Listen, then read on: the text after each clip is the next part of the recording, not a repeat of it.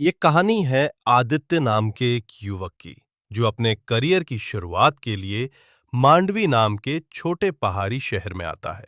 वहां उसका ट्रांसफर एक पुराने डाकघर में होता है जो कभी रियासत के जमाने में बना था। वो जानता नहीं था कि वहां उसकी मुलाकात एक ऐसी आत्मा से होगी जो पिछले 70 सालों से अपने प्रेम की प्रतीक्षा कर रही थी।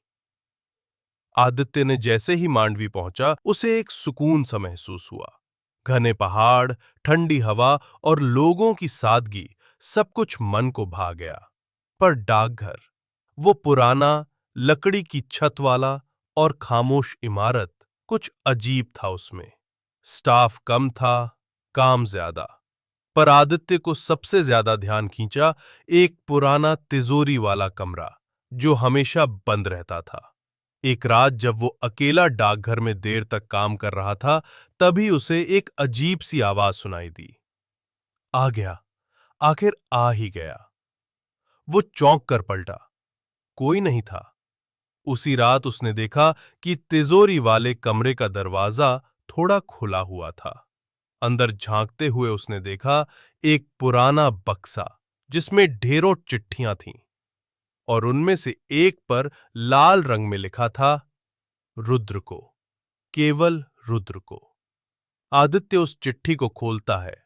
प्रिय रुद्र, तुम्हारे जाने के बाद जीवन एक ठहरा हुआ तालाब बन गया है। मैं अब भी हर सुबह खिड़की पर बैठी तुम्हारा इंतजार करती हूं। तुम वादा करके गए थे, लौटूंगा तुम्हारे लिए। अब मेरी सांसें भी थमने लगी हैं। क्या तुम कभी लौटोगे रुद्र? हमेशा तुम्हारी, चारू। इस चिट्ठी को पढ़ते ही कमरे का तापमान गिर गया। दीवार पर एक परछाई उभरी, एक लड़की की आकृति, लंबे बाल, सफेद दुपट्टा और आंखों में गहराई तक फैला इंतजार। आदित्य ने अगली कुछ रातों में उस आत्मा को कई बार देखा।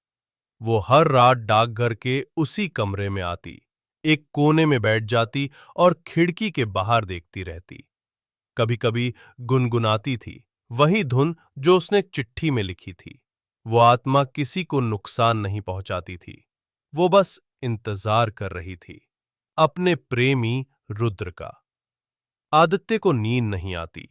वो जानना चाहता था कि रुद्र कौन था और चारू को क्या हुआ। पुराने रिकॉर्ड खंगालते हुए उसे पता चलता है, चारू सिंह 1950 में मांडवी की रहने वाली एक शिक्षिका थी। रुद्र चौहान एक सैनिक जो भारत पाक युद्ध में गया था।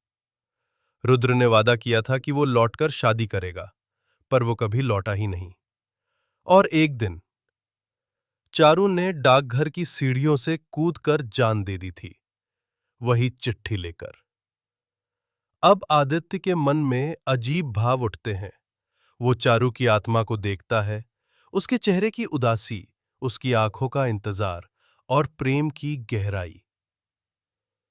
एक रात आदित्य ने कहा, चारू, मैं रुद्र नहीं हूं, पर अगर तुम्हें चैन मिलेगा तो मैं तुम्हें उत्तर दूंगा, उसी प्रेम से जिस प्रेम से तुमने लिखा था। चारू की आत्मा एक क्षण के लिए मुस्कुराई। पहली बार अगले दिन डाकघर में एक नई चिट्ठी मिलती है, उसी लाल स्याही में। रुद्र, इतने सालों बाद तुम्हारा उत्तर मिला। क्या अब मैं जा सकती हूँ? मुझे डर नहीं, बस अफसोस है कि हमने साथ जीवन नहीं जिया। पर अगर तुम्हारा उत्तर यही है तो मैं अब रुकूंगी नहीं। प्रेम अमल है और आत्मा भी। विदा, चारू।